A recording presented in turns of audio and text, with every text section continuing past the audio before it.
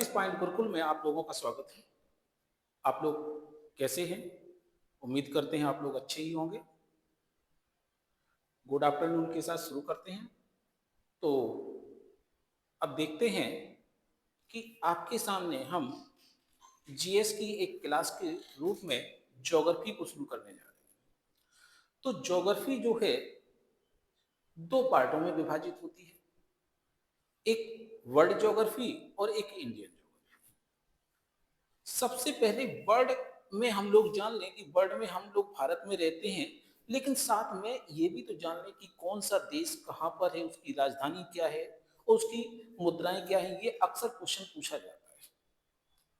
तो देश और राजधानियों के बारे में अध्ययन करना है, साथ में इससे संबंधित और भी टाइप के क्वेश्चन बनते हैं, जैसे कि कर्क रेखा, मकर रेखा, विषुवत रेखा पर कौन कौन से देश अवस्थित हैं और यह देश कौन कौन से महाद्वीप में आते हैं। तो सबसे पहले हम विषुवत रेखा को शुरू करते हैं। विषुवत रेखा के बारे में हम लोग एक काम करते हैं कि विषुवत रेखा जो है कितने महाद्वीपों से होकर गुजरती है, कौन कौन से देश इस पर स्थित हैं और इसे और किस किस नाम से भी इन्हें जाना जाता है। तो आते हैं विषुवत रेखा।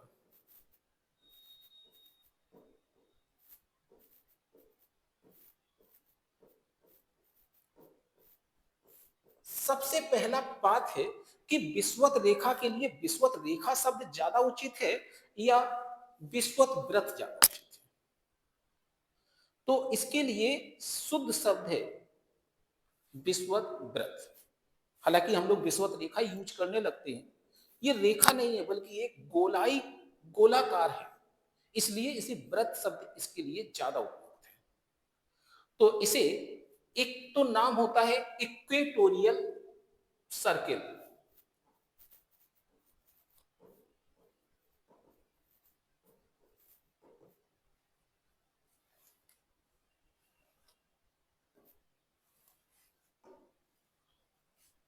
Equatorial circle. अब चूंकि इक्वेटोरियल सर्किल और यह पृथ्वी पर जो भी अक्षांशीय सर्किल है उनमें सबसे बड़ा सर्किल होता है, इसलिए इसे दीर्घवृत्त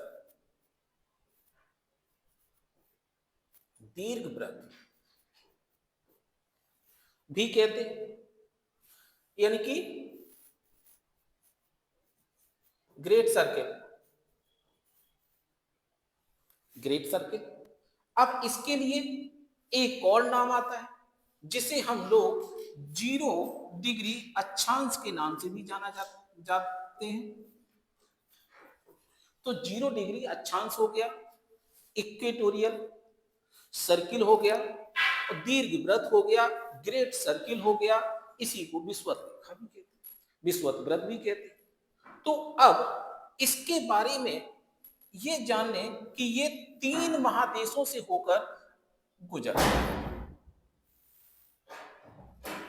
अब वो 3 महादेश कौन कौन से हैं? उत्तरी अमेरिका,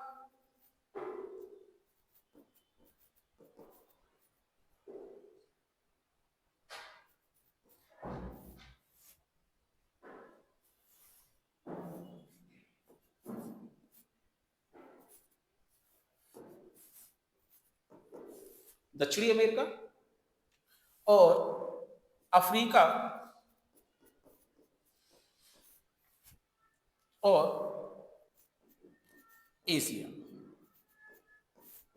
तो ये 3 जो हैं महाद्वीप है जहां से होकर के ये गुजरते हैं। ठीक। तो अब आते हैं दक्षिण अमेरिका में कौन कौन से देश हैं जहां से होकर ये गुजरता है। दक्षिण अमेरिका में इक्वेडोर, कोलंबिया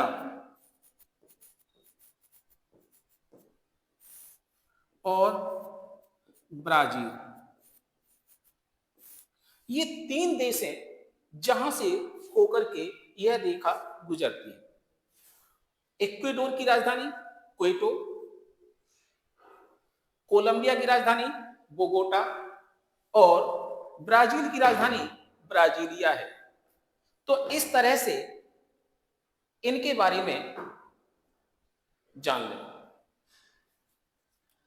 तो Ecuador, Quito, Colombia, Bogota, Brazil, Brazil. अब आ जाते हैं अफ्रीका में। अफ्रीका में कौन कौन से देश हैं जहां से होकर के ये रेखा गुजरती है? एक तो ये है गैबन। गैबन, गैबन की राजधानी है लिब्रेविल। फिर है कांगो, ब्रजम्बिल। फिर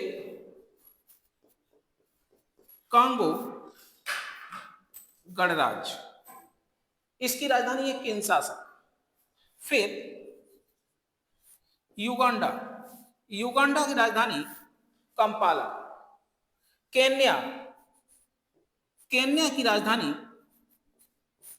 नैरोबी। और सोमालिया, सोमालिया की राजधानी मोगादिशु। अब देखिए, आते हैं एशिया। एशिया में एक देश है जो द्वीपी देश है, इंडोनेशिया।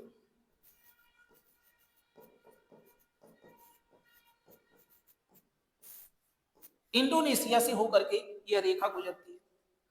अब इंडोनेशिया इस वक्त बहुत चर्चा में है। तो क्वेश्चन बनता है कि दुनिया में सबसे ज्यादा द्वीपी द्वीपों वाला देश कौन सा है?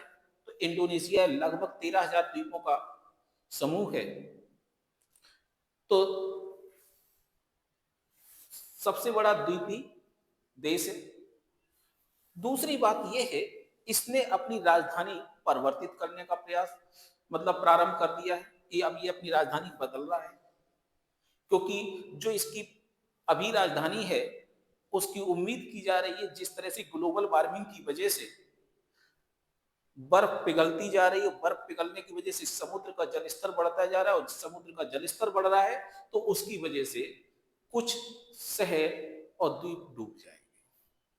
और उसमें एक स्थिति बन रही है, इसकी राजधानी वो भी डूब जाएगी। इसकी राजधानी है जकार्ता। अभी इसकी राजधानी जकार्ता है, जो कि जावा द्वीप पर स्थित है। अब देखते हैं इसने अपनी राजधानी कहां बदलने का प्रयास किया है। ये अपनी राजधानी बदल रहा है और उस राजधानी का नाम है नूसंतारा।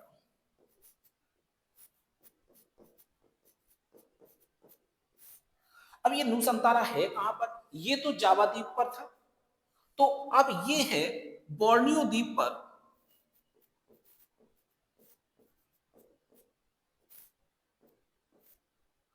और बोर्नियो द्वीप में एक इसका प्रांत है काली मतांग प्रांत में।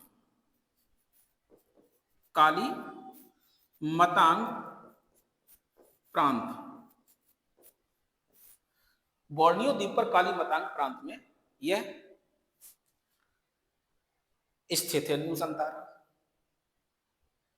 तो अब देखिए, एक पॉइंट बन रहा है कि बोर्नियो द्वीप पर कितने देशों का अधिकार है? तो बोर्नियो देश द्वीप पर 3 देशों का अधिकार है, मलेशिया, इंडोनेशिया और ब्रुनेई। तो अब हम यहां देखते हैं, ये 6 देश हैं अफ्रीका में, जिसमें से एक नदी गुजरती है जो इन देशों से होकर गुजरती है। जायरे नाम उसका पुराना है और नया नाम है कांगो नदी। और यह कांगो नदी या जायरे नदी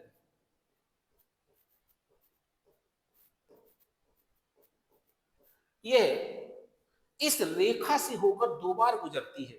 तो अक्सर प्रश्न पूछा जाता है कि कौन सी नदी है जो विषुवत रेखा से होकर के 2 बार गुजरती है। तो वो कांगो नदी है या जायरी नदी है।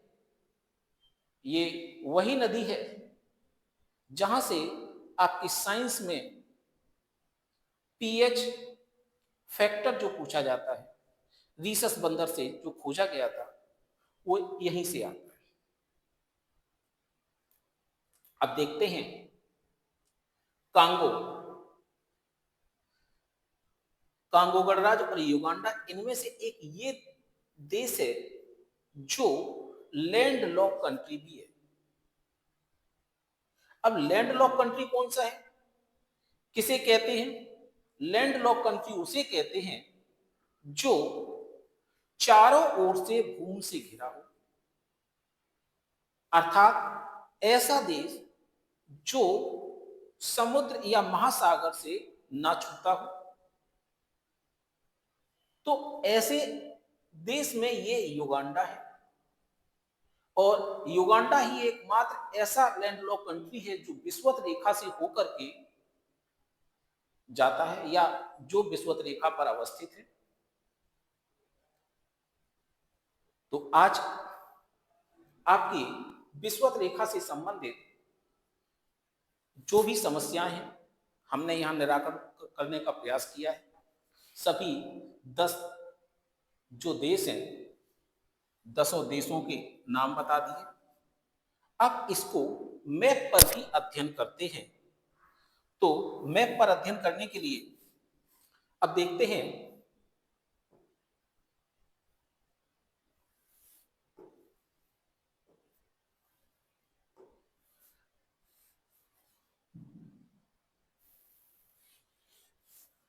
इसको मैप पर अध्ययन करते हैं। जैसे कि अभी पढ़ा था कि विषुवत रेखा कहां से गुजरती है और विषुवत रेखा कहां है। विषुवत रेखा इक्वेटोरियल जो सर्किल है वो ये है, ठीक। तो इक्वेटोरियल सर्किल ये है कहां कहां से, तो दक्षिण अमेरिका में इक्वेडोर, कोलंबिया और ब्राजील से होकर गुजर रहा है। तो इक्वेडोर की राजधानी क्वेटो, कोलंबिया की बोगोटा और ब्राजील की ब्राजील। अब आते हैं अफ्रीका में गैबन, गैबन की राजधानी लिब्रेविले, फिर कांगो, कांगो की राजधानी ब्रिजमविले, फिर कांगो गणराज्य की राजधानी किंशासा, फिर युगांडा की Kampala, Kenya Nairobi, Somalia Mogadishu. और इधर आ जाते हैं आप इंडोनेशिया, जो जकार्ता यहां पर है इसकी राजधानी, और नई राजधानी यहां पर आ जाएगी बाली द्वीप। तो इस तरह से ये सभी देशों का आपने अध्ययन भी कर लिया है, और इससे जो भी समस्याएं आपकी हैं सब समाधान भी हो जाएगा। और साथ ही साथ इसमें देखिए कर्क रेखा, विषुवत रेखा के बारे में बता दिया। अब आगे कर्क रेखा के बारे में बताएंगे अगला जो वीडियो आएगा। और साथ में एक और समस्या आपकी समाधान हो गई, देश और उनकी राजधानियों को आप अलग पढ़ते हैं, वो अलग चैप्टर में ना पढ़ करके आपका यहीं पर समस्या समाधान होगी। 10 देश और 10 राजधानियां आपकी तैयार हो जाएंगी। धन्यवाद। अब आगे